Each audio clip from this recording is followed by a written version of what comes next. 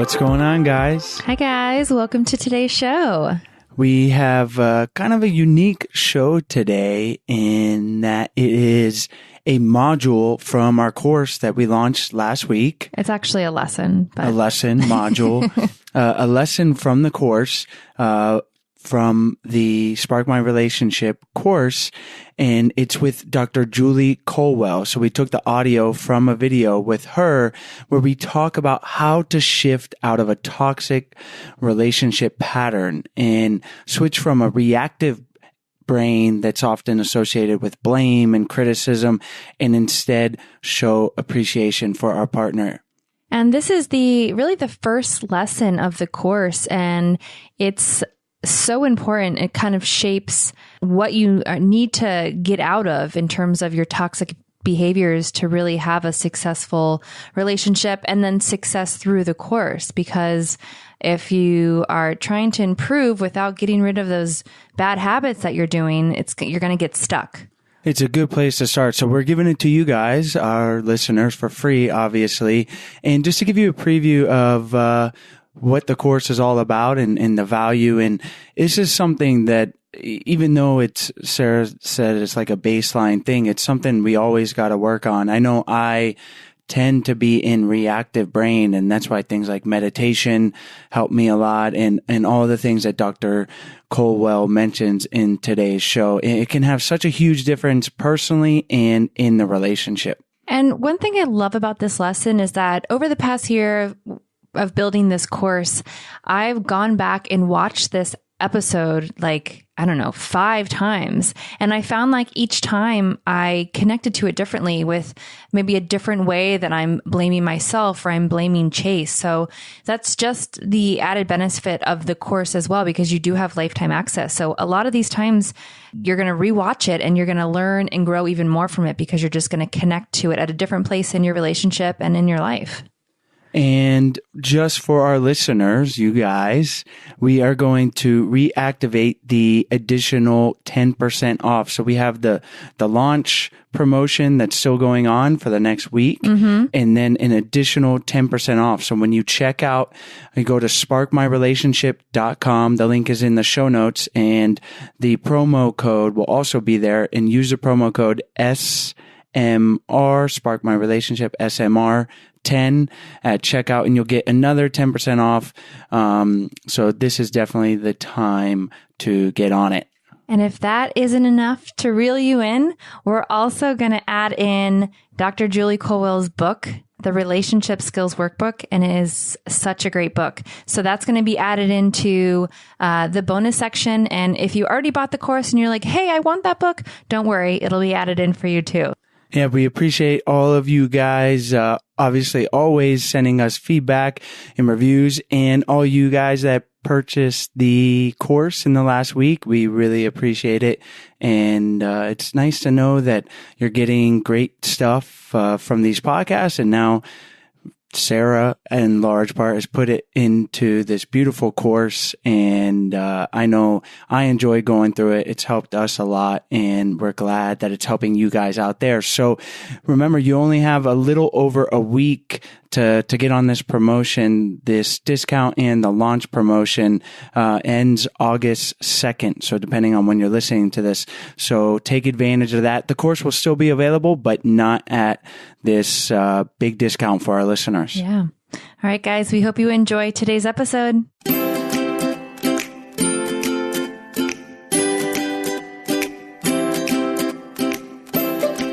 Hi, this is Dr. Julie Colwell.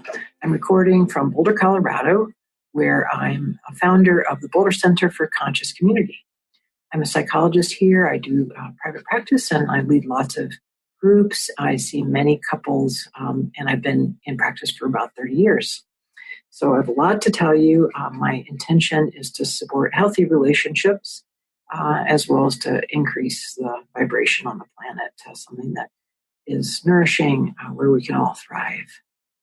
So I've been asked to talk to you about shifting out of any toxic patterns in relationships. This is near and dear to my heart. This is really what I'm about, is to support people to to find a different way. I think that most of our patterns, many of our patterns are, I guess, gleaned from the media, TV, maybe our own parents who may or may not have had any idea of how to have healthy relationships. So how do we know how to have relationships that are free of toxic patterns, free of getting into habits that create places in us that just don't feel good, that where we end up walking through life maybe stressed out in reactive brain, where we don't feel connected to ourselves or our partners, where it seems like we've had to dim down our own aliveness in order to stay in connection. I do think that one of the main questions for us in relationships is how to have a self and have connection. I think that people have figured out how to have connection without self. And that sounds a lot like, well, yes, dear, whatever you say, dear, sure, fine, without being able to say what's really true for me, what I want. And we also know how to have self, I think, by just staying away from relationship, saying I need space, I need to go, or I need to end the relationship because then I can finally have what I want, create the life I want, do the things that I stopped doing because I was in the relationship. So the question of toxic habits, like what really gets in the way? What sort of habits do we fall into that don't lend themselves to healthy relationships and to a healthy life, really? So I'm going to break this out into a couple of things. One topic is really all about blame and criticism. It's a bad habit that people get into, and I think culturally that we have really allowed ourselves to lapse into. And then I want to talk some about what I consider to be three particularly bad habits that people can sort of lurch into without even knowing that what they're doing is not useful to the relationship. Okay, let's talk about blame and what you could do instead. I once had a country western songwriting time in my life, and my favorite of the three that I wrote was, if blame feels so good, why don't I feel better? Yeah, isn't that a great question? Because it sure does feel good in the moment, doesn't it? If I'm upset or angry, to find somebody or something to blame. Yeah, and in relationships, then that often becomes the person that is closest to us. It must be your fault, or maybe it's my fault. Okay, it's their fault, right? It's not either one of us, but it's somebody's fault. What if we gave that up? What if it wasn't anybody's fault at all? What if, in fact, we could shift out of that habit of pinning something on someone else or again, ourselves, with the implication that there's really something wrong, right? Some basic character flaw or defect. Who knows where it came from, but we'll figure it out if we can just imply or criticize enough, imply that if you hadn't done that thing, I wouldn't be feeling that way.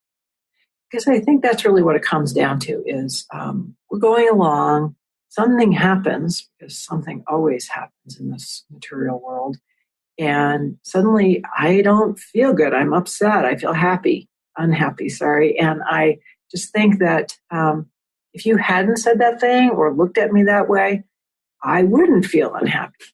So then so much of a relationship looks like me trying to control you so you don't do that thing that makes me unhappy. Let's think about that. Like, if I can just keep you from looking that way or sounding like my father or talking to me too early in the morning, then I'll be happy, right? And then that becomes the whole goal is for me basically to train you to stop doing those things that trigger me. Or, okay, you'll train me to stop triggering you, right? With the same idea. And then what we think of as a harmonious relationship is each of us monitoring the other person so that they are not triggering us. All right. And then if you do trigger me, I'll just blame you for it. I thought we agreed that you weren't going to do that, or stop it, or why are you so mean? The long list, the litany of ways that basically I'm trying to control you. If you just would stop doing those things that make me feel bad, aka that trigger me, right? I'll feel better and you will be under my control, and vice versa. So you can tell how the goodwill drains out of relationship, and certainly the passion and aliveness. So blaming is me holding you responsible, or me responsible in some basic way that implies there's something wrong. And I can do this in a variety of ways. I can just criticize you, make you feel bad. Like, how could you have done that? What were you thinking? I can try to shame you, use contempt. That's very popular right now. Oh, God, I can't believe you were so stupid as to have done that, right? That kind of idea. And sometimes we can just like raise the eyebrow, right? Do that back of the throat thing. Oh my God, right? It's rolling the eyes. There are many ways to imply or get that message across to the other person that they have done the thing. See, they've ruined it. Again, what that whole blame habit does is lead to a real dampening of a sense of connection and aliveness, because my preoccupation now is A, monitoring you to make sure you're following my list, and B, to try to follow your list so that I don't do the things that are triggering you, right? The big problem, there's a major problem with this strategy, and that is reactive brain. Reactive brain, you know what reactive brain is. You're going along, you're feeling fine, and then you hear the thing somebody says, you trip over the sock in the hallway, somebody cuts you off in traffic, right?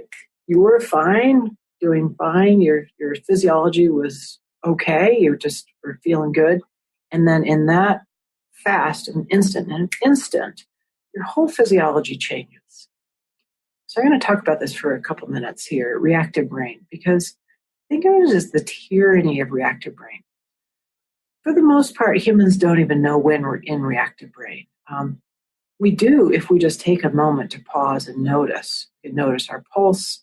We can notice that we just don't feel very good. We feel that kind of sense of adrenaline, or for me, I kind of feel a little sick. And my body just don't feel like I did, again, that instant before. Because now I'm in reactive brain. Now, if you look at some of the great brain research that is out now, I mean, it's just fabulous what's come out. You'll know, and some of what I'm talking about, people talk about going into the reptilian brain. I think of it as more mammalian in many ways. Mammals and reptiles, well, we evolved from both, right?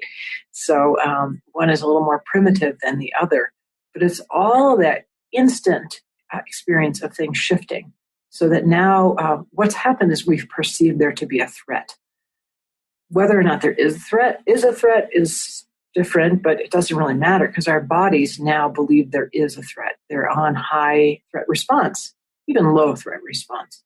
The adrenaline has been triggered, the cortisol, our blood pressure has instantly gone up, our pulse is raised, our muscles are ready to fight, flee, or freeze. You've probably heard these expressions. And it all happens so fast. We have no control over that. I mean, the control happens by, can we actually notice there isn't a threat? All right, we can control that. We can slow things down. We can breathe.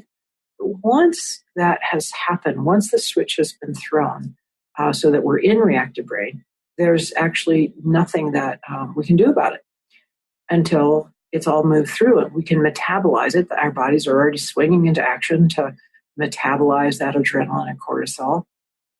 So we can wait and things will move through. We can do things to help that along, like moving and breathing and playing. And there's a long list that I've been developing over the years that support us to move out of reactive brain into creative brain is what I think. So coming back to what is our natural state, where we can think more clearly, our focus becomes open and expanded again. We can start to see what is right and possible instead of what's wrong. Reactive brain is all about narrow focus. What's wrong? What's wrong? Here's something over there. And there's an explosion. Oh, what is that? What's wrong? We orient. It's all immediate, automatic. It's why we're still alive, because if we didn't know how to do that, the bus would have hit us. We wouldn't have jumped out of the way. So it's completely functional and adaptive. It just doesn't help us in relationships, because relationships are full of perceived threat. The stakes are high in relationships. That's as soon as we are connecting to someone and then thereby relating to them, we've already invested in, to some degree, in opening our hearts, in starting to connect with someone physiologically, literally. Here's a little cool factoid. If two people come together, say your partner's just coming home after work and you're already there, it takes about 15 minutes for your physiology to match up, because the emotional system, the limbic system, is an open loop. Okay, now I'm off to a little physiology here, but it's quite fascinating to me that other systems, think about it, your digestive system, your circulatory system, that's between you and you. Your limbic system, your emotional brain, is between, it's an open system so that others become part of your physiology just by being around them, which can be quite wonderful and very annoying if you have to match up. It's hard. You were feeling so good and they are not, and now you're like, oh, right, what a downer, or vice versa. Yeah. So knowing that you're going to be impacted, so that you're investing in relationship in a different way by opening and being part of what is their world and them being part of your world. So going back to reactive brain and physiology, if you can start to see it and notice when you go into reactive brain, that is the question for me. Can you notice? Can you see it? Can you feel it? It's subtle, right? Until it isn't, of course. But sometimes your pulse is just starting to quicken. You're having that conversation about money, right? At the nice romantic dinner. And, it's just starting to heighten, starting to get there. You can find it right there. Like, oh, can we slow down? I need to take a breath. Oh, can we kind of take a little break from this because I'm noticing I'm starting to get upset, right? We've got the words for it.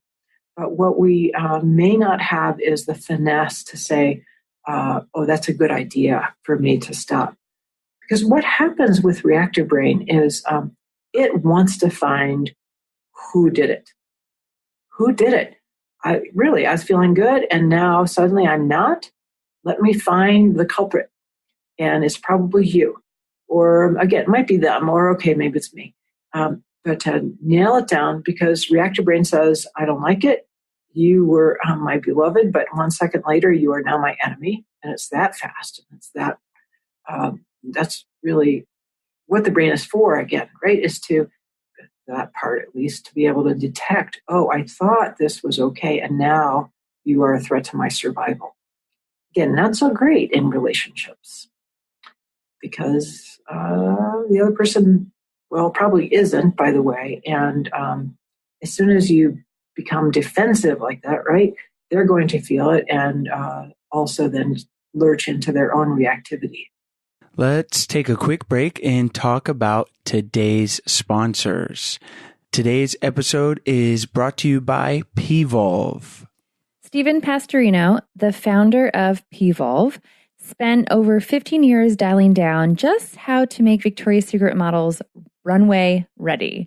And now you can have access to those same workouts through Pvolve's streaming services. So I got to admit, I'm not doing these workouts, but Sarah's totally getting into it. Evolve's streaming service offers a large library of videos, including structured workout plans and new videos updated weekly. Users can stream to sculpt, tone, and define anytime, anywhere from any device. So wait, why aren't you doing the workouts? You don't want a little high butt? Yeah, I have a flat butt. Cheeky. But I'm okay with it. Evolve workouts are based on revolutionary prehab method, which elongates and creates lean muscles, eliminates bulk, creating that sculpted and defined booty and body. Plus, it's low impact with a focus on stretching and opening up the hips. Most of the workouts include the P-ball, which get unbelievable results, and I'm actually wearing mine right now. What exactly does that do? Well, I mean, there's tons of exercises that they have on the online streaming platform, and the P-ball is not like any other ball. It's an elastic band that holds the ball high between the hips to activate hard-to-reach muscles in the core, glutes and thighs, to tone and define.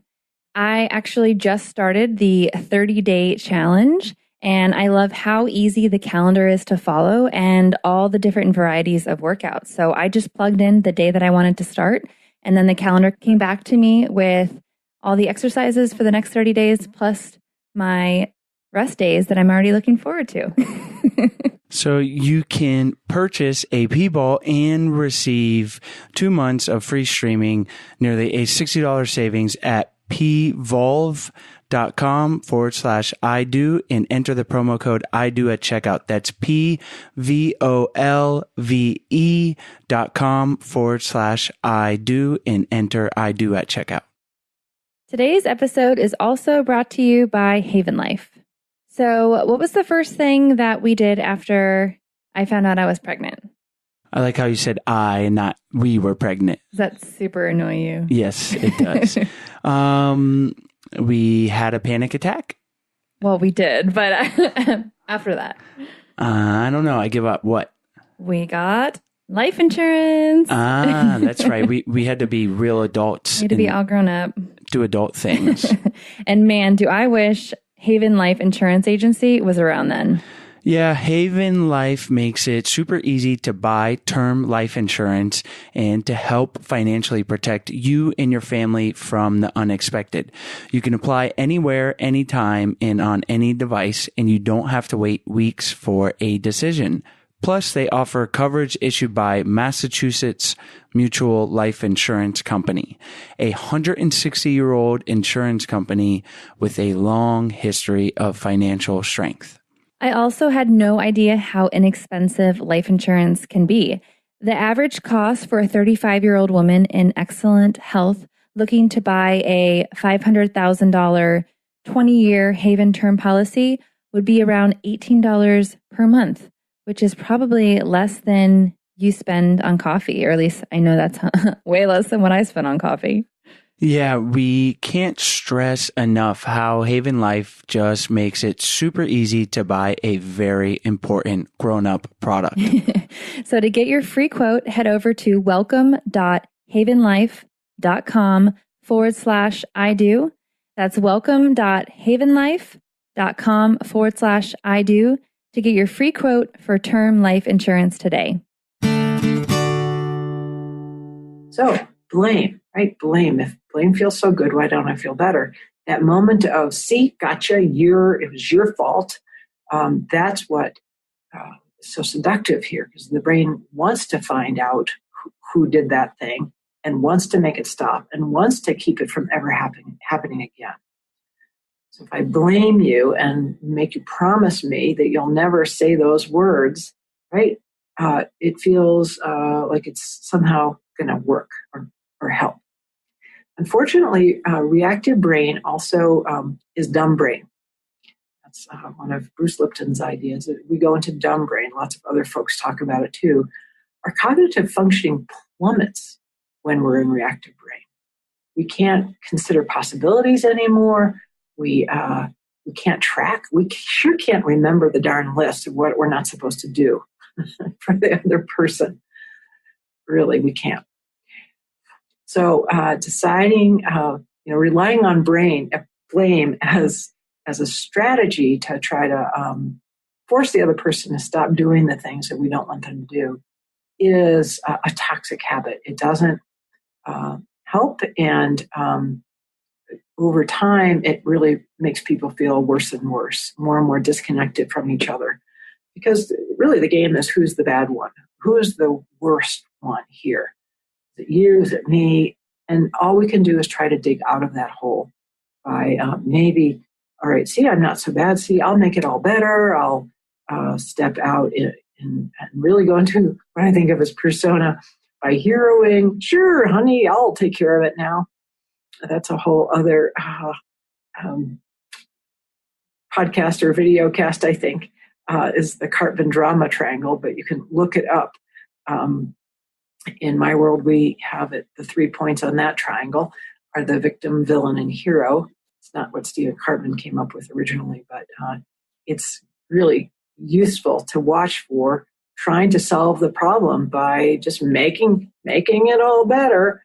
And once again, ending up in some kind of bad habit where you get resentful, you do things you don't want to be doing, and ultimately you end up feeling like the victim. So breathing, moving, watching how to shift out of the reactive brain. That it would be my bottom line here. My biggest gift to you, I guess, is to know when you're in reactive brain. And again, your body will tell you if you watch for it, if you do the things to just check in, you go with this direction, this way instead of that way. Not easy because, again, reactive brain wants us to go that way. Where is the threat? It's out there somewhere. It doesn't think to go this way to say, oh, wait a second. Oh, the problem is my perception, which has happened because now I'm distorting because my reactivity has really messed me up about being able to see things more clearly, except to see the threat. So being able to shift out of the reactive brain and to give up the blame habit. So imagine that right now. Imagine you could even do it right now. You could decide for yourself that you're going to, Gay and Katie Hendricks call this going on a blame and criticism diet. So imagine that. Imagine abstaining from blame and criticism for, what could you do, 15 minutes? Or maybe an hour? How about a whole day? I mean, you could even really push yourself and your partner, maybe your whole family. Oh, that'd be something for a 30-day diet of blame and criticism. Yeah, it will nourish you in ways you can't imagine. Now, when I first did this, it was a long time ago now. I couldn't even imagine it to begin with, by the way. So I think the first time I did it was maybe an afternoon. It wasn't an easy afternoon. Mostly I just had to keep my mouth shut. I think of that these days as DTT, duct tape therapy, right? Okay, that's not a bad start, is to just keep your mouth shut. That's better than saying those blaming critical things. But here's if you want to take it up in a real quantum way, imagine, every time you wanted to blame or criticize, that you appreciate it instead. What? Oh, well, that'll mess with your limbic system because, first, of course, it won't be your first thought because the first thought will be what's wrong, right? That's what reactive brain is for, what's wrong. But if you have to look for something that's right, whoa, that's like a whole twirling around in there. From, oh my God, you're late again, to, oh, I appreciate that you made it home on time. No, sorry, I guess it wouldn't be on time. I appreciate it that you made it home, period. Stopping there.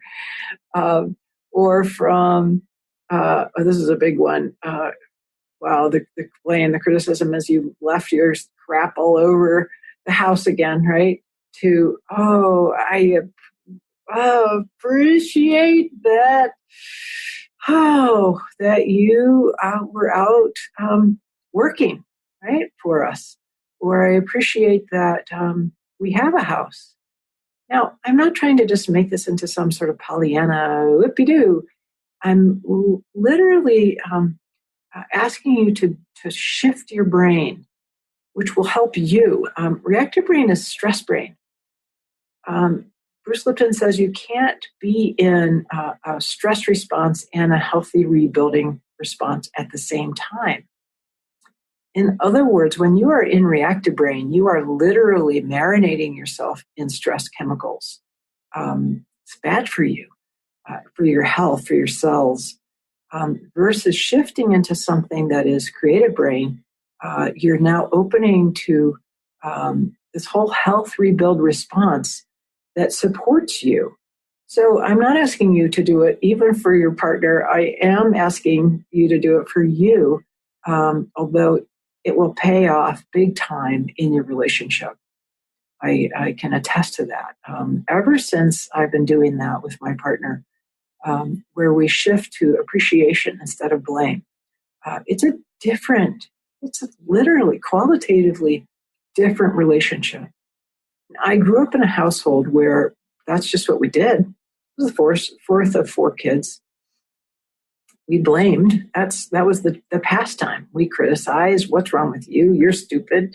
I can't remember all the things. I'm sure if I were in the right state, I could. So that came very naturally to me, and still does. I'm, with the best of them, I can criticize and judge and figure out what's wrong, because I have a very well-developed reactive brain. I'm a little proud of that. Not typically.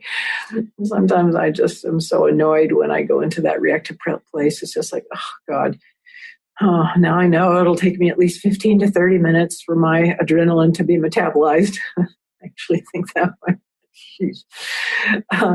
So being able to shift it is really for you, to shift your physiology. So saying something as ridiculous as I appreciate that we have a house is about shifting your perception, shifting your physiology so that you can feel better in your body and so that your body can support you. And then in your relationship, what you're doing is you're training yourself in a whole different way. You're training yourself to go into open focus. That is a different brainwave than narrow focus. Here's Fehmi, Fehmi, is a wonderful book called The Open Focus Brain. He talks about how we can change our brain waves that quickly out of a beta response, a stress response, high alert, to a more relaxed alpha response, simply by looking for what is right, what is good. Now, if you've been in a relationship for a while, you might notice that is typically not a tendency to focus on what's good. Listen to how people talk to each other, to what we say. Again, we kind of lapse into those habits long term to just pick, right? Bicker, what's wrong? Well, yeah, I wouldn't have done that if you hadn't done that first. That whole way of being. It's pretty easy to go there. Again, I can attest to that. So adding the muscle to looking for what's right and what is good and what is possible shifts your entire brain wave structure, and it also it brings your attention to those things. And then you're talking about what's possible. You're talking about what's right. You're saying that to other people. You know what's amazing about my partner? So that is a really fun, interesting conversation. I would love to hear more from people about what they love about their partners. Wouldn't you? As well as about what they love and appreciate about themselves. Okay, so giving up blame and substituting with appreciations. And I was going to give a little explanation, a fairly short explanation of an alternative for you to use. Blaming language, I'm quite fascinated about that, as you can hear, because I spent so much time doing it, I guess. how to shift into non-blaming language. That's something.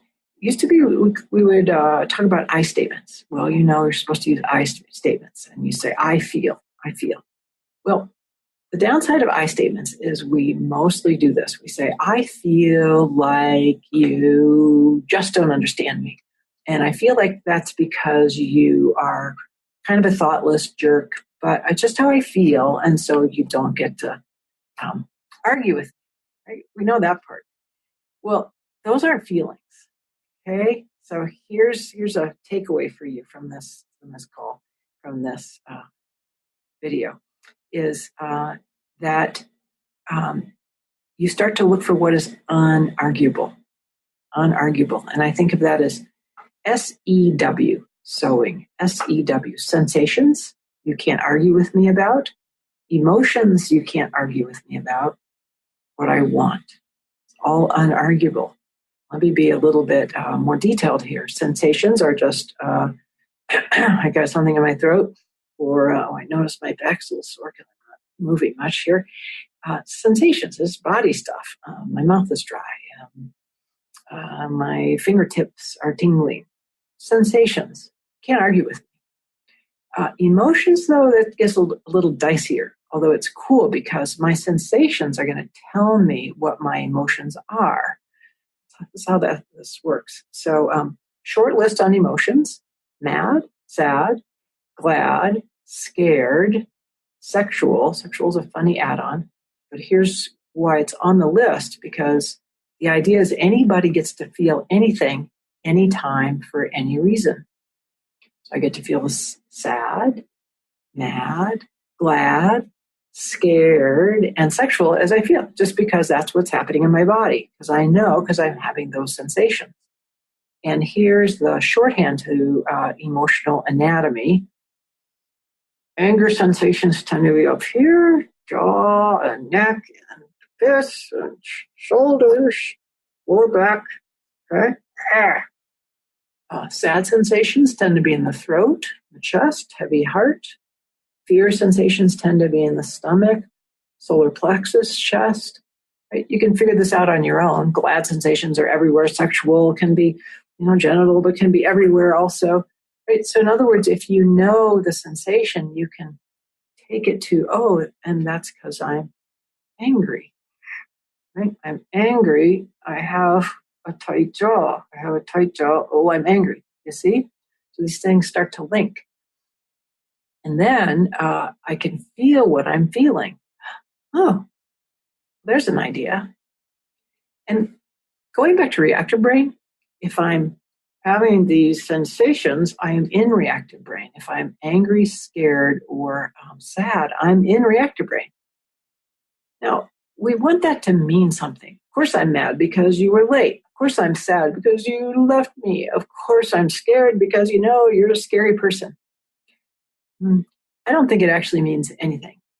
I think what it means is I'm having sensations and chemicals in my body, and that if I can hang out and shift my physiology, all that stuff is going to move through. I'll be out of reactive brain, and then I'll be in creative brain.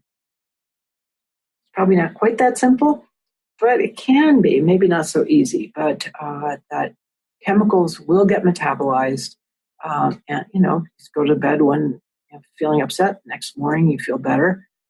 That's our natural state, is to feel open and alive and sexual and all the good stuff, glad, joyful. That's how we would be, except that then reactive brain does this thing and we have those other feelings. So it's getting used to that. It's like, all right, we all have reactive brains, and doesn't mean anything except that we perceive threat. We can hang out and wait until we shift back to creative brain. Because then when we do, the third, the W of SEW is, what do you want? What do you really want? So stepping into, okay, I'm angry. Yeah, I wanted you to come home when I wanted you to come home, which is really kind of the bottom line. I wanted what I wanted. I wanted it. That's why I'm mad, because I didn't get what I wanted. That once all that clears through, I can find out what I really want, which is probably connection. I want contact. I want to have a nice night, all that stuff.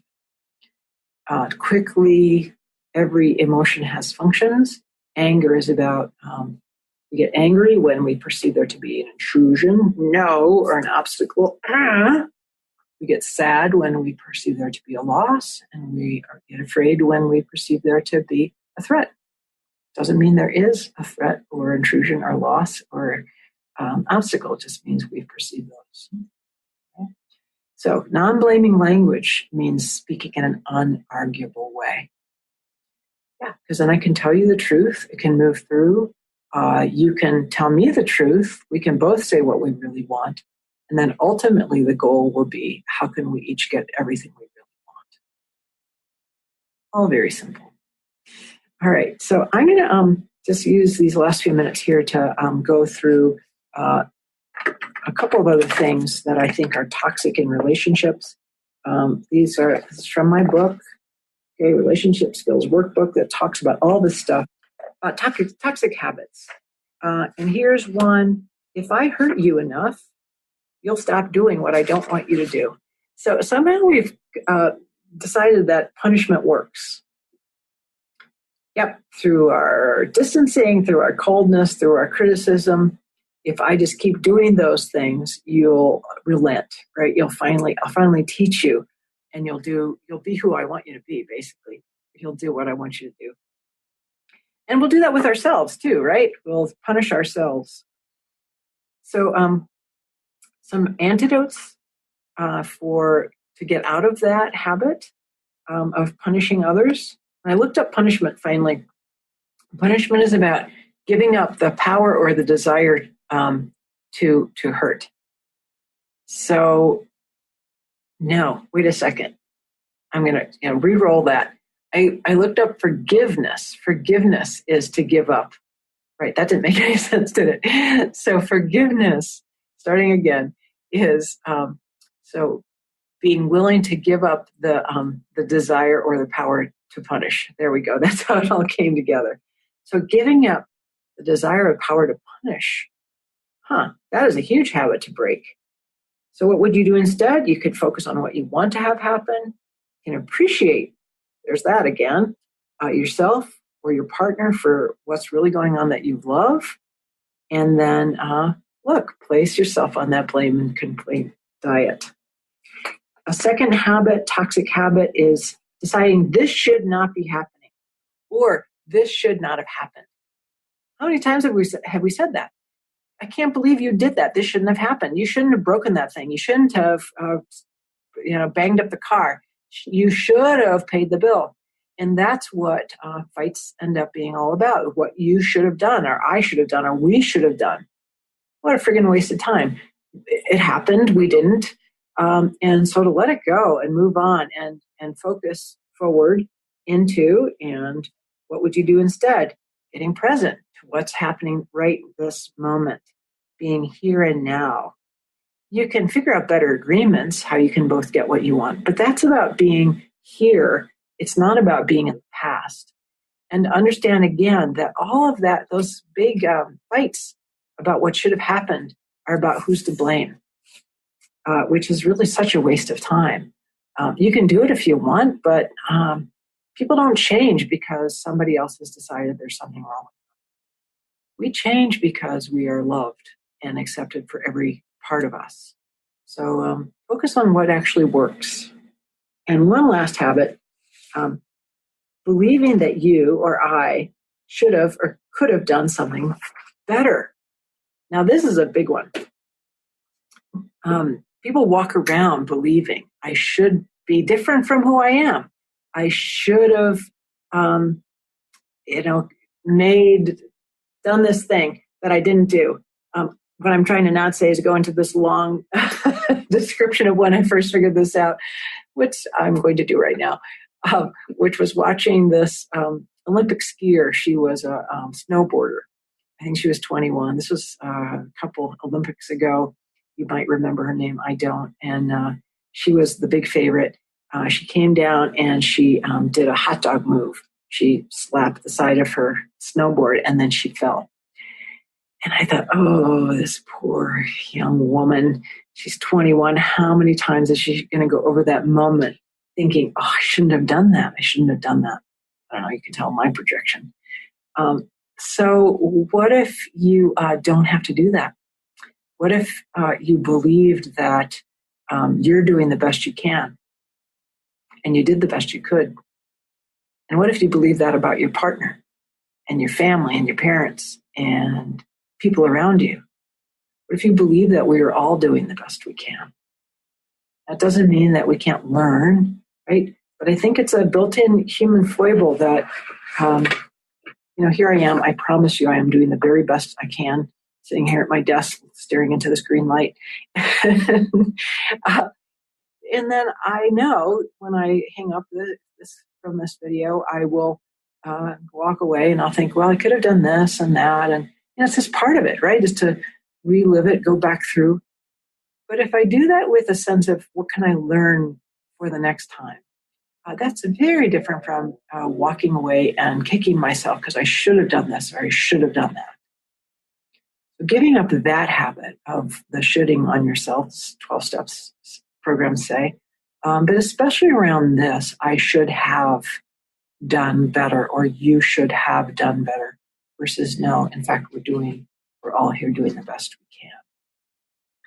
So that's what I have to say about shifting out of toxic habits in your relationship. I think that living from creative brain is the total gift of possibility here. If you understand reactive brain and you understand how easy it is to shift back into creative brain and that then you could live your life. Imagine that, living your life in creative brain and having your relationship be all about the two of you living from creative brain, from your true selves, your true essence selves, your true nature, where you get to be loved for all of you. So that includes every last bit of your reactive self. Let's see what my list is. That I think of those as my worst parts to you. The parts that are critical, my parts that are cold and can be mean and cruel, my parts that are just go into a puddledom of victimhood, my parts that are explosive or righteous, right? All of those pieces of me, they're all reactive brain, they're personas. They came in to protect and take care of me. So these days, I mostly love on those parts. And then I get to also love on those parts that are creative brain, my true essence, my joyful nature, my appreciative place, my the part of me that can accept life for what it is, and part of me that really knows who we are, the most amazing unity, coming all together. I know all of those parts. So how can I be all of it? How can I be whole? How can I love every bit of me while I love every bit of you? And in our relationships together, that's who we are, where we have compassion for our reactive brain, where we have compassion for all those parts of us that show up under threat. But we also have some real willingness and ability to shift into creative brain, where life and possibility exists. So blessings to you all out there. I hope that these words help you today and going forward. And yes, great luck and try to have some fun in your relationships, okay? All right. Thank you guys so much for listening to today's episode. We hope you enjoyed it. As we mentioned in the beginning of the show, this episode is one of the first lessons inside our new online course, Spark My Relationship. Except this lesson is actually a video, so it's even better because Julie is so fun to watch. We hope this episode gives you a little sneak peek of the type of videos that we have inside the course. And because we love Julie and her work so much, we are going to add her book, the Relationship Skills Workbook, as a special added bonus. So this bonus will only be available if you purchase during our special launch promotion period, which ends August 2nd. So you have about a week left to access the course at the special discount pricing with all the added bonuses. And because we want so many of you to be able to access this course, we're going to go ahead and reactivate the additional 10% off coupon for our I Do podcast listeners. So head on over to sparkmyrelationship.com and enter the promo code SMR10 to get the additional 10% off and all the added bonuses. Again, that's sparkmyrelationship.com, the promo code SMR10. Now, if you're thinking that maybe it's just not the right time for you to sign up for the course, but you want to try new ways to help strengthen and improve your relationship, you can still head on over to our website, idopodcast.com, and we have our 14-day Happy Couple Challenge on our website. It's up at the top in the navigation, and what it is a daily email that we send you for 14 days with doable challenges to help strengthen and improve your relationship. So if the course is not right for you right now, this is just one little baby step you can take to improve your relationship one day at a time. So that's on our website at idopodcast.com/14, and you'll be able to sign up right there. And as always, thank you guys so much, and we'll see you next week.